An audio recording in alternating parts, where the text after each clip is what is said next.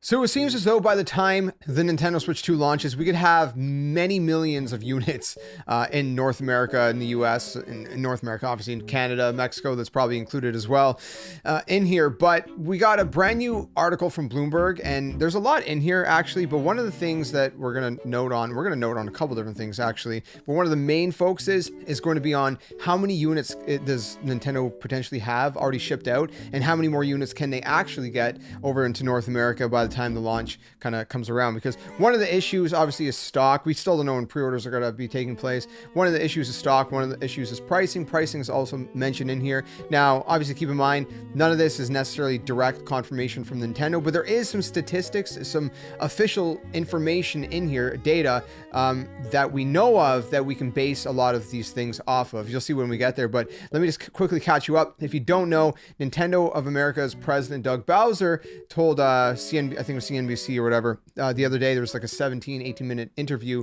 and we discussed elements of that interview in other videos because there's various different topics that were discussed. But one of the things he mentioned, and I mentioned in different videos, that they've been stockpiling Nintendo Switch 2 units. So he believes that they're going to be able to meet the demand at launch. And there should be enough Switch 2 consoles to go around.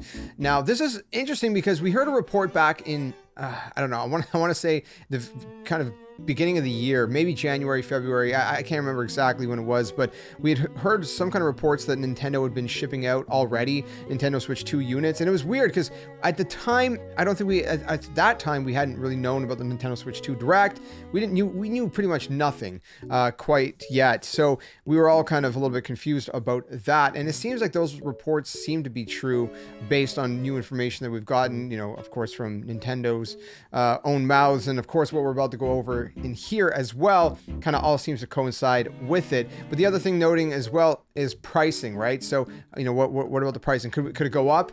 They also talked about that, in this article. So we're gonna discuss all that. If you enjoy this kind of content, be sure to consider leaving a like. Really helps the channel. Subscribe for more. Do a variety of Nintendo-based content, from news videos like this to walkthroughs and guides for actual specific games. And you can check out the channel and see if you want a full scope of things, or just ask me in the comments and I'll reply to you. Let's check the article from Bloomberg. Let's go ahead and check it out right now, because there's a lot of information in here. There's one part I want to start off with by noting, and that is that it says the company is prepared for what the industry expects to be the largest game console in industry. Hoisiden Corp is one of the three main Switch 2 assemblers, and they shipped more devices in February to the US from Vietnam. If you don't know, Vietnam is where the Switch 2 is being produced, and I believe the Switch 1 is being produced there as well. Then in the previous 6 months combined, according to customs data provided by NBD. So we have customs data, which is going to give us a lot of insight, more than you may realize. That suggests that Nintendo can build a stockpile of millions of consoles from the Southeast Asian country in time for the June launch. And this is, again, going off of what we heard reports earlier in the year, going off what Doug Bowser said, again, Nintendo of America's president. This has been, something we've been hearing, and this kind of gives a little bit more of a fuller idea based on this data.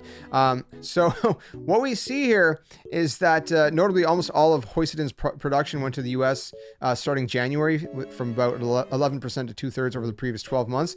The data shows. Now, here's the data. You see a little bit of a graph right here. It says it's the only console maker in the country and is ramping up output. What does that mean?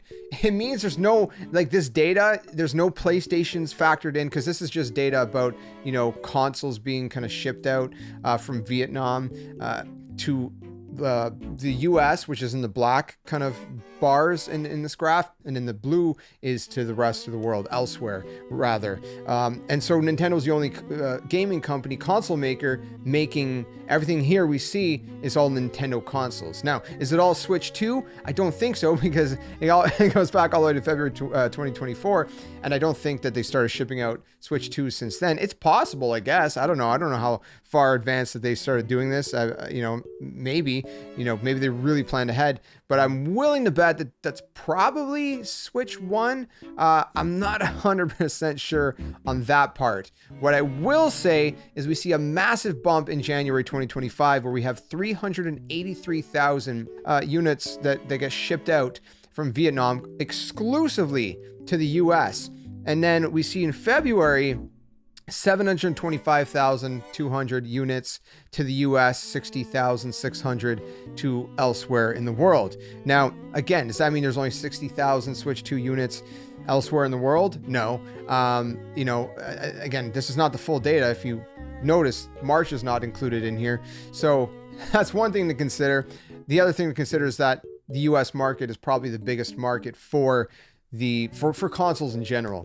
So I think that's why they're really trying to stockpile there. And maybe, although Doug Bowser did say that, you know, tariffs were not considered, potential tariffs in the pricing of the Switch 2, maybe they still kind of wanted to plan ahead, you know, not knowing what could happen. I don't know.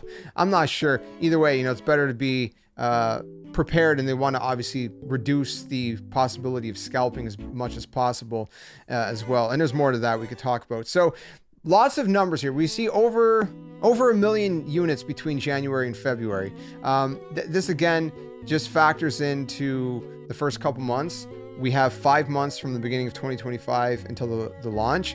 That we don't have March factored in here. If they ramped up output from about 383,000 to 725,000, actually more, 785,000 if you include the elsewhere of the world, that's 400,000 more units in February than there was in January. You know, and I don't know if they can do that every single month, or maybe they could do even a little bit more. You would see that they're able to produce a lot of these things, get them shipped out very quickly. And so we got obviously February in here, but then we got March, April, May. We have 3 months that if this keeps going up too, if they can produce more, if they can produce, I don't know how much they can produce, because again, going from January to February, that's a significant jump. It would be interesting to see how many there were in March. Then that just goes to show you that there's going to be millions of these units that are going to make it over to the US and to the rest of the world for launch. So that hopefully that kind of reduces the possibility of scalping. And also, hopefully that also means that, you know, they're really kind of planned ahead to make sure there's enough units in North America before any potential tariffs. Again, if you missed yesterday's video, we talked about the fact that there was a 90-day hold. What does this mean? What are Nintendo's options? That's a whole other topic. I'll link it down in the description below if you haven't seen that video. Very interesting conversation on that one.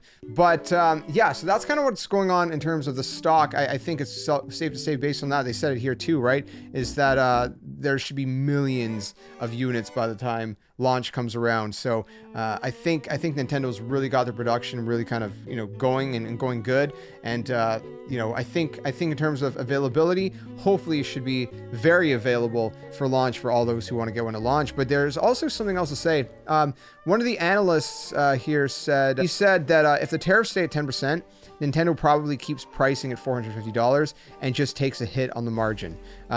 Because if it's a 10% tariff, then Nintendo's probably just going to eat that kind of cost, right?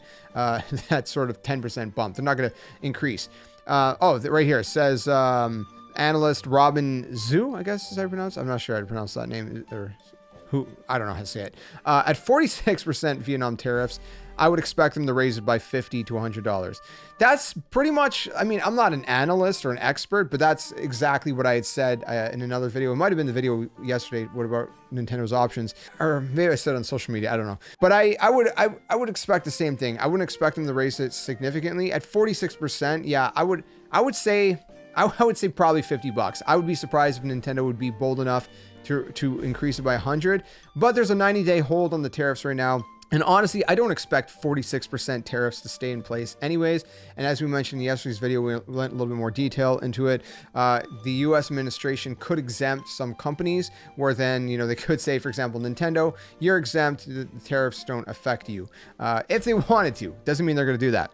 So yeah, that's one thing to consider. But then the last thing to note is, how much do these things cost to make roughly, right? Because we have, of course, production. We're talking about, you know, units. We're talking about, of course, the price that the consumer is going to have to pay. But then how much does this thing actually cost to produce? Now, we don't know, obviously, 100%, but this person here is going on to say in the same Bloomberg article that we believe the Switch 2's bill of materials is around $400. Could be a little bit more, obviously, I don't know. Meaning Nintendo would still be selling consoles at a loss in the US with the 10% tariff. But the loss would be something Nintendo would be able to absorb, said, oh, here it is, Hideki Yasuda of Toyo Securities. Sony is in a tougher situation as most of its PlayStation production is in China, and China's got 125% tariffs that are implemented right now. And it may be forced to hike PS5 prices in the US in the near future. So you can kind of see how that kind of compares to one another. So that's very, very interesting. Now, what does this mean? Well, people will say like, okay, $400, it's charged $450. Well, how does that make sense? Well, again, they're talking about, with the 10% tariff implemented, then Nintendo would be taking a loss. People have been noting that, well, no, that's not true. Doug Bowser said that, they're going to be making margins. He said slim margins, meaning they would have been making like a minimal amount of profit. It wouldn't have been very much. I don't know how much that is, but again, slim margins is what he said. But now with this, again, he had said tariffs were not really factored into the pricing and everything like that. With this, what this is saying is like, well, with this 10% tariff on Vietnam, then Nintendo is going to be taking a loss.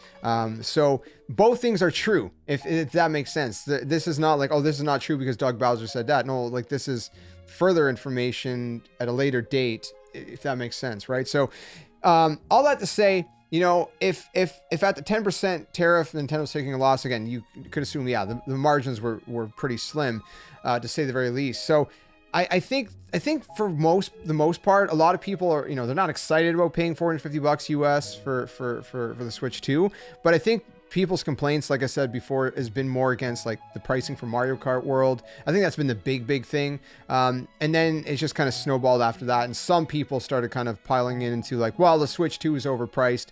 But most people I've seen have said it's not the Switch 2 price I'm mad at. It's, the cost of the games, the software itself. And again, that's a reasonable take because these things cost a lot of money. And if you compare what Switch 2 is offering, and we're going to have to do that in a different video, maybe talk about, the power and what we can make out of it pre-launch. But if you can kind of compare what's being offered with this console, yeah, there's a lot of cost in this console, 100%. It's not an easy, as a cheap thing to make. $450 for a console that can do 4K 60 docked 1080p 120 hertz 120 fps screen with HDR. I mean, that's good. I think that's a pretty good price, and makes a lot of sense. So let me know your thoughts in the comments below. If you enjoyed this one, leave a like, subscribe for more. And we've been talking about a lot of Nintendo stuff and whatever there is to talk about. Trying to keep you guys up to date as best as I can. So definitely stick around for more. And let me know what you guys think of the content. If you think it sucks, hey, let me know so I can improve the content in the future. Thanks for watching. Until the next one, game on. Catch you guys later.